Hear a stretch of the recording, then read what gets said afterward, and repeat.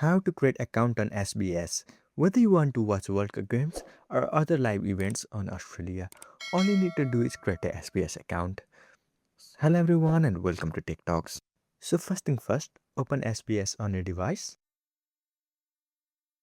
On top right hand side, you will see profile icon, tap on it and then tap on sign in.